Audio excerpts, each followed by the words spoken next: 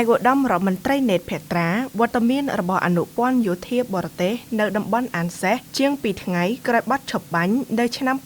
2025បញ្ជាក់ថាតំបន់នេះស្ថិតក្រោមអធិបតេយ្យភាពនិងការគ្រប់គ្រងជាក់ស្ដែងរបស់កម្ពុជាជាង2ថ្ងៃបន្ទាប់ពីបាត់ឈប់បាញ់ចូលជាធរមាននិងក្រោយកើតមានឧបទ្ទវហេតុចាប់ដៃដ៏គ្រោះថ្នាក់ដែលបានបង្កការព្រួយបារម្ភអំពីការអនុវត្តបាត់ឈប់បាញ់អនុព័ន្ធយោធាបរទេសប្រចាំនៅព្រះរាជាណាចក្រកម្ពុជាបានអញ្ជើញចុះត្រួតពិនិត្យនិងតាមដានស្ថានភាពជាក់ស្ដែងនៅតំបន់អានសេះនាព្រឹកថ្ងៃទី30ខែកក្កដាឆ្នាំ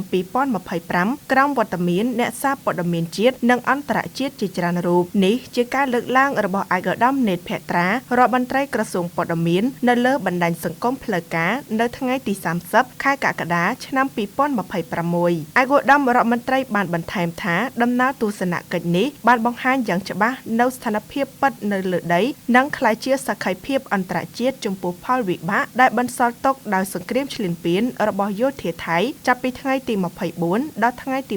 27ខែកក្កដាឆ្នាំ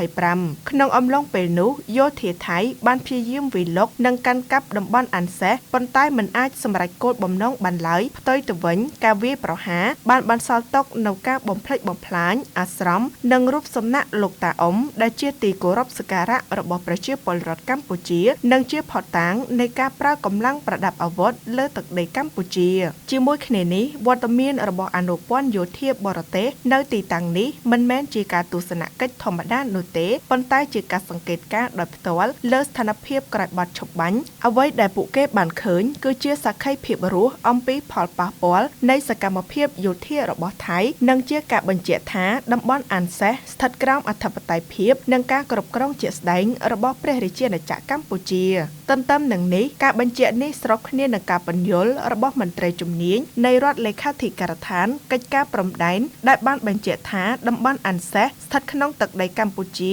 ដោយផ្អែកលើឯកសារប្រវត្តិសាស្ត្រនិងផែនទីដែលមានតម្លៃផ្នែកច្បាប់រួមមានផែនទីមាត្រដ្ឋាន1,200,000និងកំណត់ហេតុបោះបង្គោលព្រំដែនរបស់គណៈកម្មការកំណត់ព្រំដែនឥណ្ឌូចិនសៀមឆ្នាំ1908និងឆ្នាំ1919